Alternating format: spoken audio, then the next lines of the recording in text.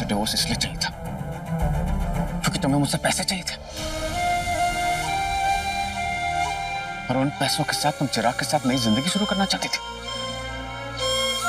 इसका मतलब तुमने मुझसे शादी इसलिए की ताकि तुम्हें वो पैसे मिल सके और चिराग के साथ तुम रह सको।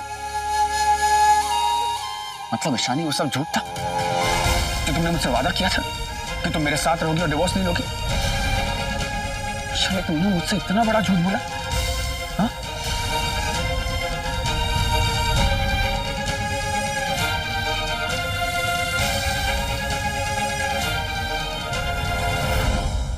इंस्पेक्टर साहब, आप ले जाइए इसे, ले जाइए इसे यहाँ से। ये मेरे बेटे को ही नहीं, अपने पूरे परिवार को धोखा देती आई है। इसकी लायकी यहाँ खड़े रहने तक की नहीं है।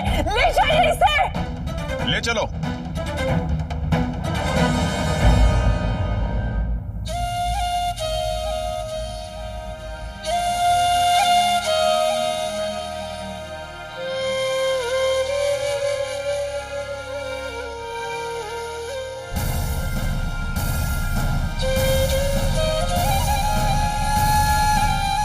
मेरे अलावा एक आप भी हैं जो सच को जानते हैं, इसलिए हो सके तो मुझे माफ कर देना। जिससे आप प्यार करते हैं, कई बार उसके साथ रहने से उसे खुशी मिलती है तो कई बार उससे दूर चले जाने से। मैं नहीं जानती कि असली खुशी किस में, पर मेरी खुशी सिर्फ तुम्हारी सलामती में। मैं नहीं देख सकती तुम पे इल्जाम लगते हुए, तुम्हें जेल जाते हुए, और ये भी नहीं चाहती कि तुम्हें कभी भी पता चले कि मैंने ये सब तुम्हारे लिए किया। नहीं चाहती कि मेरे लिए तुम्हारा प्यार तुम्हारी बर्बादी का कारण बने। तो इससे अच्छा होगा कि तुम मुझसे नफरत करो। तुमसे अलग रह के अगर मैं तुम्हें खुशी दे पाई तो मैं समझूंगी कि मैंने रिश्ता तोड़ के भी रिश्ता निभा लिया। प्यार का मतलब जानती है? प्यार का मतलब होता है खुद की खुशी भुलाकर उसकी खुशी के बारे में सोचना, खुद को मिटा देना ताकि वो जी सके। यही प्यार है ईशानी। कितना अजीब है ना, आज अपने प्यार से अलग हो गए।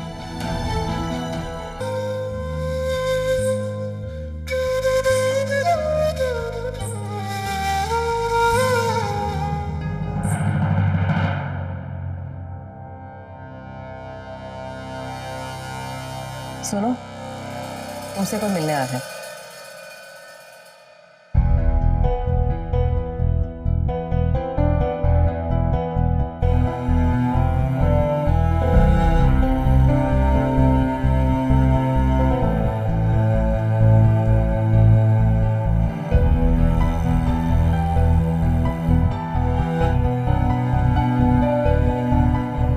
शर्मन लॉयर के पास गया है तुम्हारी विल करवाने, लेकिन उससे पहले तुम मुझसे सच कह सकती हो।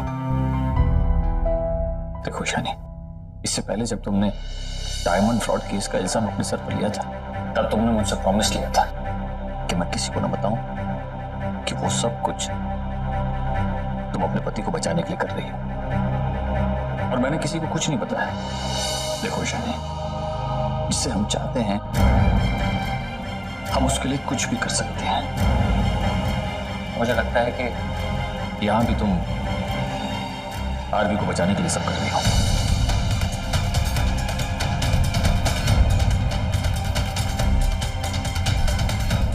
ईशानी, तुम मेरी बेटी जैसी, तुम मुझे सच बता सकती हो। देखो बेटा, तुम दोनों को कोई अलग नहीं कर सकता क्योंकि तुम दोनों का प्यार सच्चा है। मैं जानती हूँ कि मेरा प्यार सच है, और मैं ये सब अपने प्यार के लिए कर रही हूँ। अपने प्यार के लिए मैंने अपने प्यार का खून कर दिया।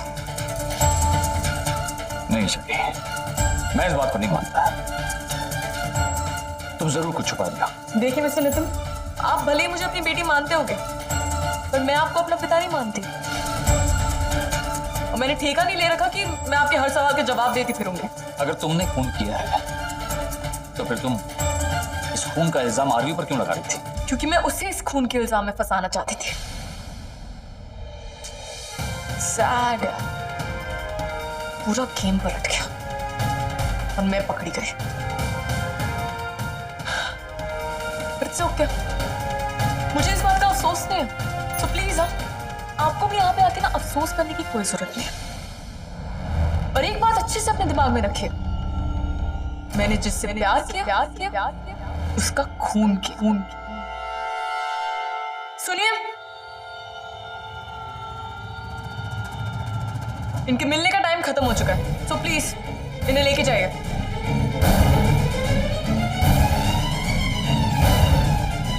चलिए सर।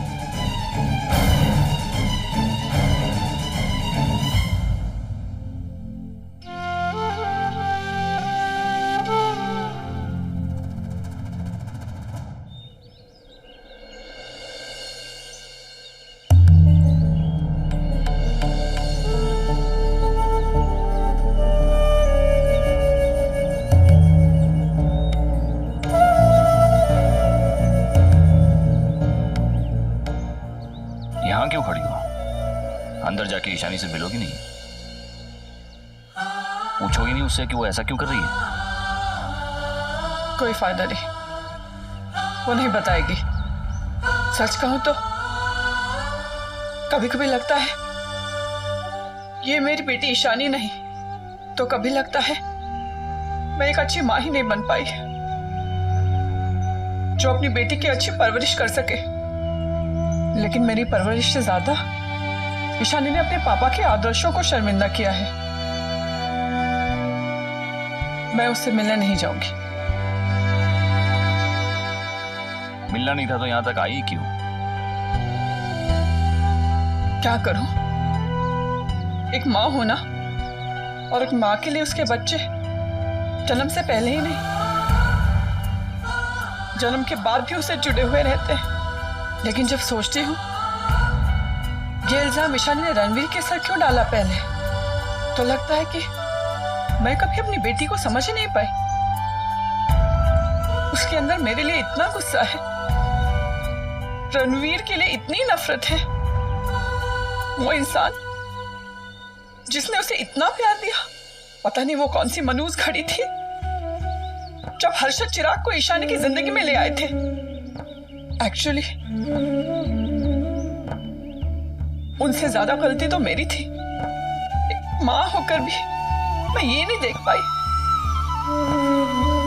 कि मेरी बेटी किससे प्यार करती है और किससे प्यार का नाटक कर रही है। उसने मुझे धोखा नहीं दिया, पर मैंने धोखा खाया है।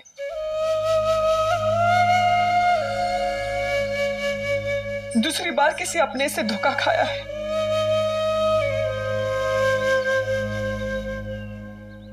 आज ईशानी के साथ साथ मैंने भी एक फैसला लिया है।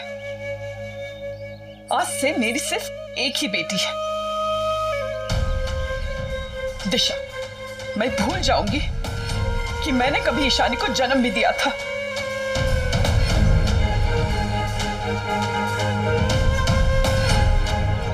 ईशानी, तुमने खून का इल्जाम ले लिया, पर अपने लिए सबकी नफरत क्यों ले रही हो?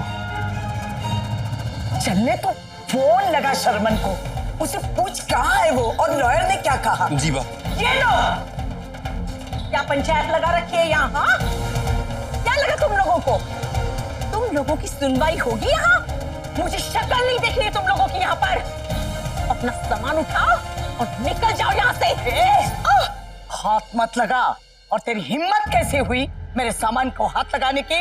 मेरा घर है ये, जो चाहे करूंगी। आवाज और नजरें नीची। और तूने जो मेरा घर की रट लगाए रखी है ना, भूल जा उसे। देख देख, तेरी पोती ने तलाक के कागज पर दस्तखत कर दिए हैं, और ये देख रणवीर के भी दस्तखत। बहुत उड़ रही थी ने ईशानी के दम पर, अब ले, उसने तेरे पर काट दिए। बहुत ऐश कर ली मेरे बेटे के पैसे पे। हाँ, अब ये खैरात में आई हुई बारात आखिर आज मेरे घर से निकल ही जाएगी। शरण भाई, शरण भाई, भाई क्या कहा लॉयर ने? बोलो ना। वो तो दिख रहा। कोई भी लॉयर ईशानी का केस लेने को तैयार नहीं है। सबका कहना है कि उसके खिलाफ पक्के सबूत है। उसने खुद अपना जुर्म कबूल कर लिया। उनके हिसाब से तो ये ओपन एंड शट केस है। पर ऐसी हालत में कोई भी लॉयर एक हारा हुआ केस अपने हाथ में नहीं लेगा। मुझे तो लगता है कि ईशानी का निकलना नामुमकिन है। तुम सब ये यकीन क्यों नहीं कर लेते कि खून ईशानी ने ही किया है? सुन लिया? सुन लिया बुढ़िया? तेरी बहू भी मानती है ईशानी खूनी है। अब तो तुम लोगों को लॉयर भी मिलने से रहा। उठाओ अपना सामान और निकलो यहाँ से, वरना लात मार के फेंकवा दूंगी। चलो निकलो।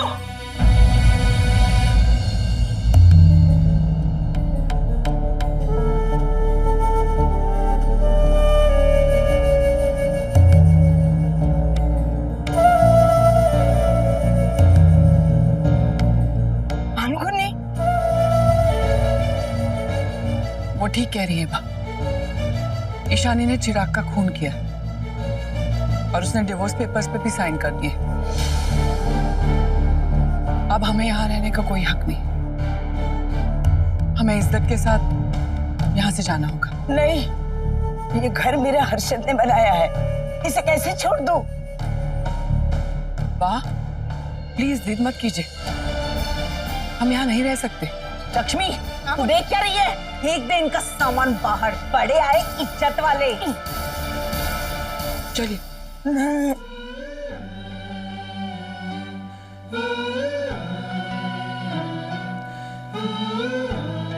ठाकुर जी, आप हमारे साथ ऐसा क्यों कर रहे हैं ठाकुर जी? ठाकुर जी ने कुछ नहीं किया बा। भगवान वही देता है जो इंसान कर्म करता है। चलिए।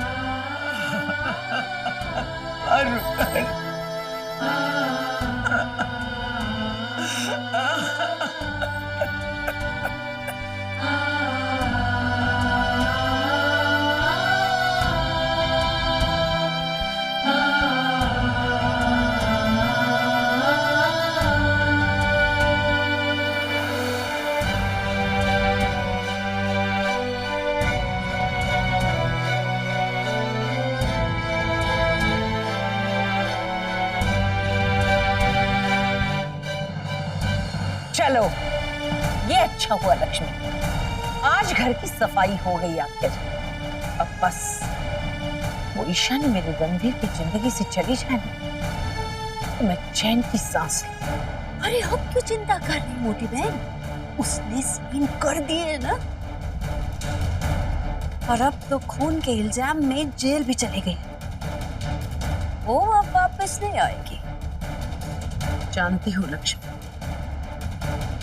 वो मेरे बेटे की जिंदगी से तो निकल चुकी है,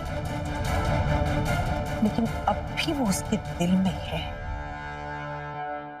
और जब तक वो उसके दिल में रहेगी, उसका दिल उसी के लिए धड़कता रहेगा और मेरा बेटा तड़पता रहेगा।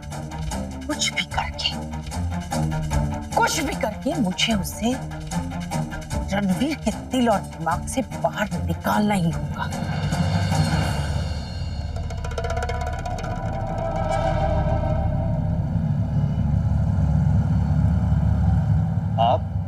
आपको ईशानी से मिलना है?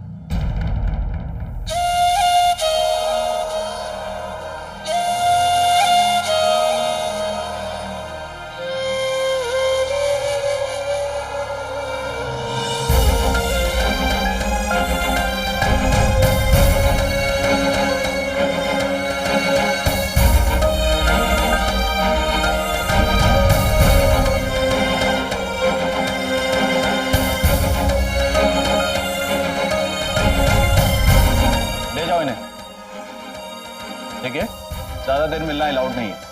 सिर्फ 2 मिनट है आपके पास।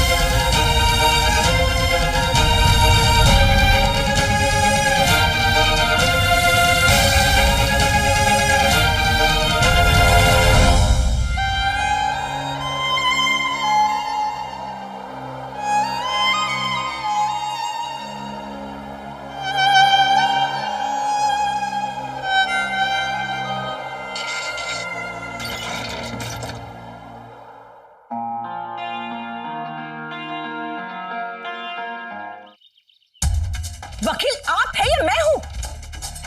अपनी कानून की किताबें दोबारा पढ़ो और ढूंढो उसमें कहीं कोई ऐसा कानून तो नहीं है जिसका सहारा लेकर कोई शनि तुम्हारा इस घर में आ जाए। मैं उसे अपने बेटे से दूर रखना चाहती हूँ किसी भी कीमत पर। साम दाम दंड भेद जो हो सके करो, कानून बनाओ या तोड़ो, लेकिन वो मेरे घर में वापस नहीं आनी चाहिए। अम्मा जी कैसी बातें कर रही हैं आप? आपकी बहू पे मत बुलाओ उसे मेरी बहू। खूनी है वो, खूनी। यही तो मैं भी कह रहा हूँ कि वो एक खूनी है। उस पे खून का मुकदमा चल रहा है। भगवान ना करे कल को अगर वो ये केस जीत भी गई तो भी आपके बेटे के पास वापस नहीं आ सकती, क्योंकि उसने खुद तलाक के पेपर पे साइन कर रखा हुआ है और उसके और चिराग मेहता के अफेयर के सारे सबूत हमारे पास है। और इस बात को साबित करने के लिए कोर्ट में मुझे सिर्फ 1 दिन का वक्त लगेगा। वो अनफेथफुल है, कैरेक्टरलेस है और झूठी है, इसलिए कोर्ट में जज उस पे बिल्कुल रहम नहीं करेगा। ऐसा ही होगा मोटी बहन।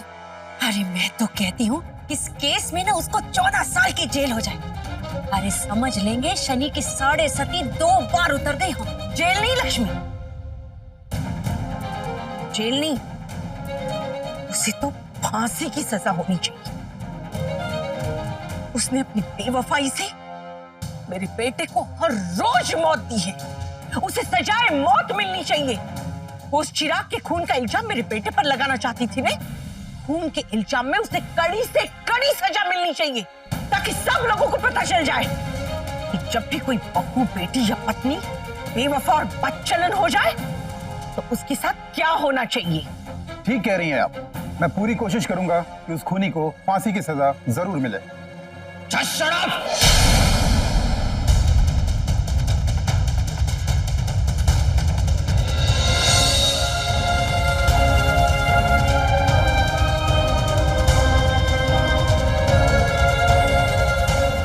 हिम्मत कैसे हुई उसे खूनी बोलने की?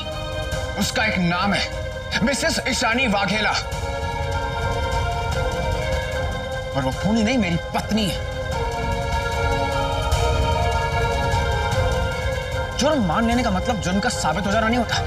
कोर्ट ने अभी तक अपना फैसला सुनाया नहीं और तुमने उसे खूनी बोलना शुरू कर दिया। और एक बात, हमने डिवोर्स पेपर्स पे साइन किया। हमारा डिवोर्स अभी तक हुआ नहीं है, तो अभी भी वो मेरी पत्नी है।